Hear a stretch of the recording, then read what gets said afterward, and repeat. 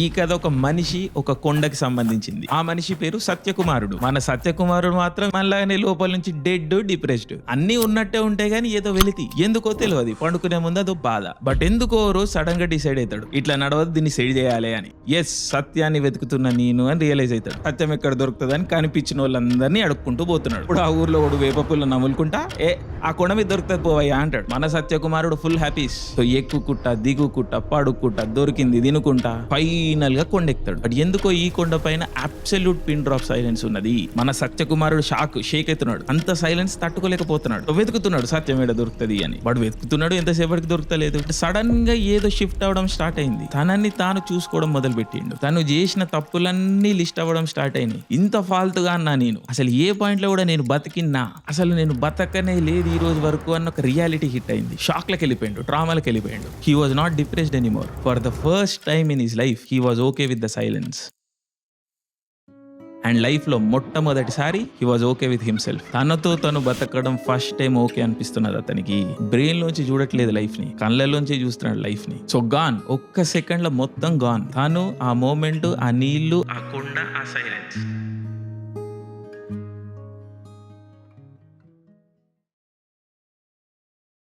Hi guys, welcome to Nature Bags Bean Bag episode 1. We are going to a trip రా. As usual, life మూట గుడిచిపోయింది కాబట్టి ఇంకా డబ్బులు ఖర్చు పెట్టి ఇంకా మూట గుడిచిపోదామని. We are going to Olympia national forest. చెట్లు చీమలు అవన్నీ నేను చూపించడానికి నేను లేను. నేను తిరుగుతూ ఉంటాను, మీరు నన్ను చూస్తూ ఉండండి. మధ్యలో ఏమైనా మంచిగా కనబడితే మీకు అర్హత ఉంటే చూపిస్తాను. బికాజ్ ఐ ఆమ్ ద టెలతా గై. అంటే మనం పూర్వకాలంలో చూసుకుంటే శంకరాచార్యులు, రామానుజాచార్యులు, రాముడు, కృష్ణుడు అందరూ అడవిలో పట్టిపోయినోళ్ళే కదా. మనం కూడా అడవులను పట్టుకొని పోతే ఎంతో కొంత జ్ఞానోదయం అవుతుంది అని చెప్పేసి we are going to Olympia national forest today. Olympic national forest అంట. Sorry, there is a course of action today guys.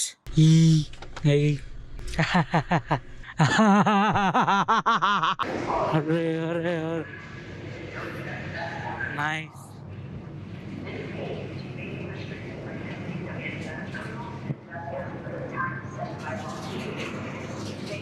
దేకో దేకో దేకో స్లోగా. అరే మెల్లకరా,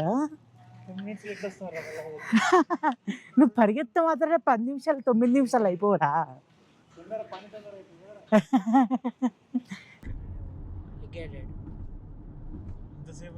పొద్దుటికి వెళ్ళి తిప్పుతానే ఉన్నారు. ఎక్కడికి పోవాలి తెలియదు. బ్రో మస్తు స్మూత్ ఉంది బ్రో కారు. 50 నుంచి 30కి వచ్చినామా తెలియనే లేదు. అంటే నాది గజపాదం కదా నాది. బ్రేక్ మీద కాలు ఏంటంటే ఆగిద్దే ఇట్లా కారు రఫ్ పడి. అలా అనుకోవచ్చు. బీన్ గారు ఏంటి వాడంతకు వాడు డ్రైవ్ చేసుకుంటూ మంచి మంచి లొకేషన్స్ ఏం చూపించట్లేదు అనుకోవచ్చు, కానీ లేదు. ఒలింపిక్ నేషనల్ ఫారెస్ట్ బీన్ గారు ఇలా ఉంటాడో చూసుకో. అడవిలో సింహాన్ని ఎప్పుడైనా చూస్తారా? అడవికి వెళ్తున్న సింహాన్ని ఎవరైనా చూస్తారా? లోకంలోనే ఉంటూ లోకంతో డిస్కనెక్ట్ అయిపోయి బతకాలి. లోకంలో ఉన్న వాళ్ళతో ఇంటరాక్ట్ అవుతూ ఉండాలి. ఈ ప్రపంచంలో లోకానికి డిస్కనెక్ట్ అయిపోవడానికి నేను కారణం అవ్వాలన్నమాట. మార్కెట్ లో కొన్ని డ్రగ్స్ ఉంటాయి, అట్లాగా నేను ఒకటి తయారు చేయాలి. అది కొడితే మైండ్ దిగేయాలి. నీకు గర్వం పైత్యమన్నా. నేనేం మీలాగా డిస్క్రిమినేట్ చేయను. నేను చేస్తాను. నువ్వు చేసుకో, నీకు అది పనికి వస్తుంది. అంత భాష ద్వేషం ఉండకూడదు. భాష ఏదైనా భాషే. నేను మళ్ళీ వచ్చి ఇప్పుడు తమిళ గొప్ప తెలుగు గొప్ప అని మాట్లాడాల. I love both languages. నువ్వేమని తెగించుకోరా? నన్నెందుకు లాగుతున్నా ఐడియాలజీలో?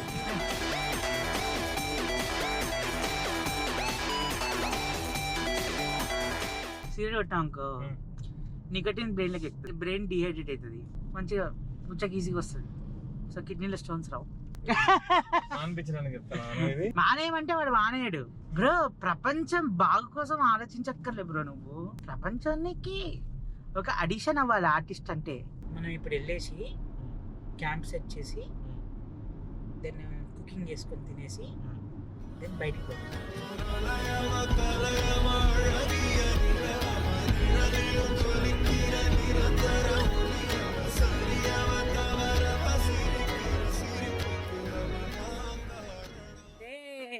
buddy.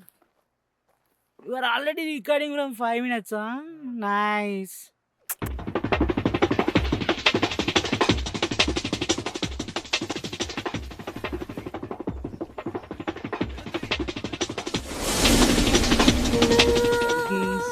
Just on. Nice sound కదా. జనరల్లీ ఎప్పుడు కూడా గిన్నెల్ని సీజన్ చేసేది అనేది వినపడలేదా నువ్వు? ఇప్పుడు వినిపించుకోలేదా? సీజన్స్ వస్తాయని తెలుసు బ్రో, సీజన్ చేస్తారని తెలియదు. చెట్లు, కెమెరా, నేను, ఆకాశం, భూమి. సో ನಾವು సీజన్ చేసి మళ్ళీ తర్వాత మళ్ళీ కడిగేసి అప్పుడు మళ్ళీ నూనె పెట్టి అప్పుడు చికెన్ అయ్యింది. అన్ని ప్రాసెస్లు ఎందుకురా? ఇప్పుడు మనం ఫైర్ క్యాంప్ పెట్టుకోకూడదా? వాడంత క్లియర్ గా బర్న్ బ్యాన్ అన్నాడు కదా. బర్న్ బ్యాన్ అంటే మనం చర్మాలు కాల్చుకోవడం బ్యానే. పచ్చి మాంసం తింటారు బ్రో బేర్ గిల్స్.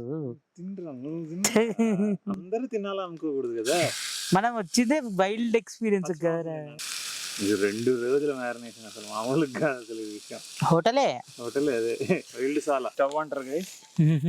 దాని మీద ఫ్రెష్ గా చికెన్ 65 చేసుకుంటున్నాం. అయితే స్క్వేర్స్ తీసుకురా, మేబీ దాంతో చేసి ప్లాస్టిక్ అంటే బెటర్. కట్ చేసినావు నిమ్మకాయ ఎట్లనో, ఆ కత్తి నిమ్మకాయ కట్ అయిపోతుందా? టాలెంట్ బోల్తే తెలుసుగా మనదంతా శివా ట్యూబ్ స్టైల్, పిసికి దెంగేయడమే. మసాలా అంతా దీనికి అంటూ వచ్చింది. బ్యూటిఫుల్. ఉడికిందా? అరే తిన్నా ఉంచు మనం చికెన్ 65 చేసుకొని అంటే 2 కలుపుకొని కోకు బీరు ఇష్టం. మనం ఒక్కలే వండుకుంటున్నాం కదా, ఈ చెట్లు అవి ఆ ప్రకృతి కూడా నాకు ముఖ్యరా అని అడుగుతున్నట్టుంది. నైస్. వేరే వాడితో పని చేయించిన నేను ఎక్స్పీరియన్స్ చేస్తాను. అదే బీన్ బై ఎక్స్పీరియన్స్ అంటే పనులను మీరే చేయాలి. అప్పుడు పని చేయించుకునే వాళ్ళంటే చులకన సామ్రాజ్యవాదులకి నచ్చుతారు కాబట్టి టీఎఫ్ఏలోకి వెళ్ళిపోచేది ఈజీగా. ఐ మీన్ ద వుడ్స్ అన్నమాట. నేను క్యాంపింగ్ చేస్తున్నాను. క్యాంపింగ్ చేస్తుంటే the first problem between the Woods is నీకు బాత్రూమ్కి వస్తుంది. సరే చెట్ల మధ్యనే ఉన్నాము, చెట్ల మధ్యలోనే వెళ్ళిపోవచ్చేమో అని అనుకుంటే అట్లా పోరాదు. వాడు అట్లా పోతారేమో అని చెప్పేసాడు, సీసీటీవీలు కూడా పెట్టినాడు. ఇప్పుడు that is what we doing guys.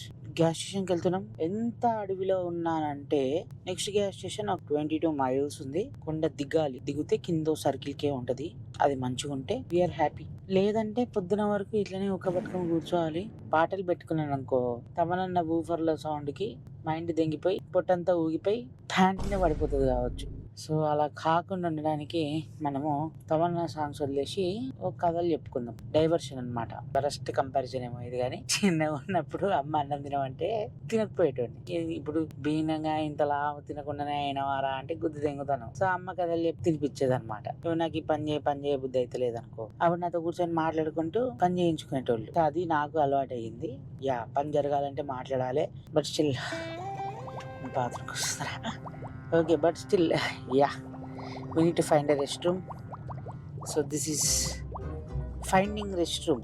The challenge 1. పాయిఖానా కోసం పంచాయతీ. పాయిఖానా పంచాయతీ. మీకు ఈ ఇన్ఫర్మేషన్ ఎందుకురా అంటే I don't know, I feel like sharing it అంతే. ఎక్కడనో అక్కడ మధ్యలో పోవచ్చు కదా నాన్న మీరు అనొచ్చు. ఎందుకంటే ఇప్పుడు కూర్చున్నాం అనుకో, ఎక్కడన్నా ఏదన్నా వచ్చి కుడితే తెలియదు. అడవి ముడ్డలోది, చుట్టుపక్కల ఎవ్వలేడు. లిటరలీ ఒక కారు ఉంది అంతే. ఒక్కడంటే ఒక్క కారు. కమాన్ అక్కడ ఉండాలి. గ్యాస్ స్టేషన్ ఒక్కటి ఉందంటే బాత్రూమ్ మీద. దేవుడా భగవంతుడా, పని చేసినావురా బీను, తప్పు లొకేషన్ పెట్టినావు ఆరా. అరే ఎందుకురా? నాకు తెలిసి యాక్సిడెంట్లు అన్ని ఇట్లనే అవుతాయి కావచ్చు. అడికి అర్జెంట్ గా చూసానికి వస్తా ఉంటది. అడికి ఏం చేయాలో తెలియదు. ఫాస్ట్ గా పోతా ఉంటాడు, చూసుకోడు, 2 నిమిషాల్లో గుద్దేస్తాడు, దెంగేస్తాడు. చచ్చిపోయేటప్పుడు ఆ రిలీఫ్, ఆ సుఖం దొరకకుండానే చచ్చిపోతాడు. That is a very wrong way to die guys. Don't die like that. Thank you పోయేసి వస్తారా. Nicely done. Machine accomplished. 1,00,000 కోట్లు సంపాదిస్తే ఇలాంటి ఫీలింగ్ వస్తుందా నాకు తెలియదు. ఇంత రిలీఫ్ వస్తుందా నాకు తెలియదు. కానీ ఫుల్ ఆపుకొని పోతే మాత్రం ఇంత ఫీలింగ్ వస్తుంది. మొడ్డలో విల్లర్నెస్, మొడ్డలో ఏంటది నేచర్ బ్యాగ్స్, బీన్ బ్యాగ్ నా లోడల్లో ఎవరికి పనికి రాదు. ఎనీవేస్ అందరు పనికొచ్చే పనులు చేస్తే పనికిరాని పనులు ఎవరు చేస్తారు? బీన్ గారు చేస్తారు. So much happy sharing you my బాధ. As suffering is personal. ఇప్పుడు నాకు ఇంత నొప్పి వస్తున్నది, పొట్ట కదులుతున్నది, ఆపుకొని గుర్తెట్టుకొని కూర్చున్నా. ఇప్పుడు వచ్చి అంటే 10 నిమిషాలు ఆగరా బాబు, విల్ టాక్ లేటర్ అని అంటాను. So suffering is very personal. నేను మీకు ఈ రోజు ఒక కథ చెప్తా. ఒక ఉన్నవాడు ఉన్నాడు, పెద్ద కొండ మీద ఉన్నాడు. సో ఆ పెద్ద కొండ మీద నిల్చొని ఒక రోజు చుట్టూ చూస్తుంటే చుట్టూ కూడా చాలా పెద్ద పెద్ద కొండలు కనబడుతున్నాయి. నేను ఇక్కడ ఉన్నాను కరెక్టే, కానీ నా చుట్టూ కూడా ఇంకా పెద్ద పెద్ద కొండలు ఉన్నాయి కదా, కొండల దగ్గరికి వెళ్దాం కదా మరి అని అనుకున్నాడు. బేసి స్టార్ట్ అయినాడు. బోంగా బోంగా బోంగా బోంగా బోంగా. ఫస్ట్ ఈ కొండ దిగాలి కదా, ఇంకో కొండకి వెళ్ళాలంటే అది వాడికి తెలియదు. వాడు ఏమనుకున్నాడు, మనం ఇప్పుడు ఒక 11th ఫ్లోర్ కొండలో ఉన్నామో, నాకు 17th ఫ్లోర్ కొండ కనబడుతుంది, డైరెక్ట్ అక్కడికి వెళ్ళిపోతాము అని అనుకున్నాడు.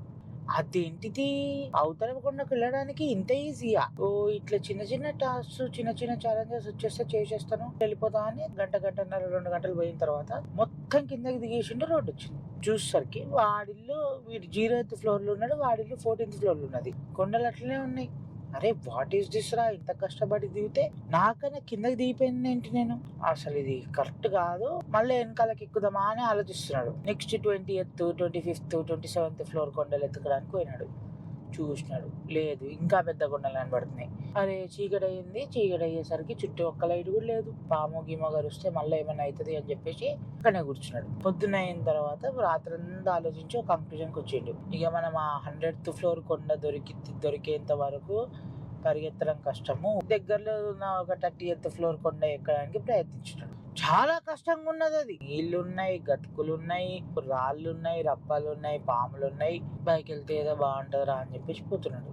30 ఫ్లోర్లు ఎక్కి చుట్టూ చూసిండు. చుట్టూ చూసిన తర్వాత వాడికి ఒకటి అర్థమైంది. ఎట్లయితే ఇన్ని కొండలు ఉన్నాయని అనుకున్నాడు, 30వ ఫ్లోర్ చుట్టూ కూడా 40వ ఫ్లోర్, 45వ ఫ్లోర్, 50 ఫ్లోర్, మళ్ళా కళ్ళన్నీ ఆ కొండ మీదకే పోతున్నాయి, ఆ దూరం ఉన్న కొండల మీదకే. సాయంత్రం అవుతున్నది, మళ్ళీ చీకటి పడుతున్నది. కొండెక్కినాడు. 10 నక్షత్రాలు, చందమామ మంచిగా కనబడుతున్నాయి. గమ్మున హ్యాపీగా కూర్చున్నాడు, ఆలోచిస్తున్నాడు. అరే ఇక్కడ బాగుంది కదరా, నేను ఆల్రెడీ 14 నుంచి 30 వరకు వచ్చినాను, నేను ఇక్కడ బాగుందని చెప్తున్నాను, అయినా వీళ్ళు 30 నుంచి 50, 60, ఇక్కడైతే నేను ఎట్లా ఆలోచించానో ఇక్కడ ఉన్న వాళ్ళు కూడా అట్నే ఆలోచిస్తున్నారు ఏంట్రా అని అనుకున్నాడు. అంటే ఇదంతా పెద్ద కొండ అన్నది ఎక్కడికండి అవుతుంది అని ఆలోచిస్తున్నాడు. పొద్దునైంది, మళ్ళా సూర్యుడు లేచినాడు. దూరంకి వెళ్ళి ఒక్కో కొండ వెలుగుతా వస్తున్నది. అసలు అది వర్ణనాతీతం. మళ్ళీ కిందకి దిగి ఈసారి ఏం డిసైడ్ అయ్యిందంటే, నేను ముందరికి వెళ్తాను, కుదిరినన్ని కొండలు ఎక్కుతాను, కనబడితే ఎవరెస్ట్ కొండ కూడా ఎక్కుతాను, జ్ఞానం సంపాదించుకుంటాను, మోక్షం ప్రసాదించుకుంటాను నాకు నేనే, ఏకధాటిగా ఇలా కొండల్ని దాటే పక్షి నేనేనా అన్న ఆలోచన వ్యక్తం చేసుకొని మనసులో అలవర్చుకొని ముందుకు పయనమైనాడు. ఇప్పుడు నిజంగానే ఎగురుతున్నట్టు కనబడుతున్నాడు. పరిగెట్టట్లేదు, ఎటువంటి యాంగ్జైటీ లేకుండా గాల్లో ఒక పక్షి ఎగురుతున్నట్టుగా అంత గొప్పగా కనబడుతుంది. ఇది కథ గైస్. ఈ కథ యొక్క భావం మీకేం అర్థమైందో నాకు కామెంట్స్లో చెప్పండి. This is just a beanbag experience that I have experienced. I want you guys to experience my experience. Here it is. Watch it, subscribe, enjoy. Khuda Hafiz.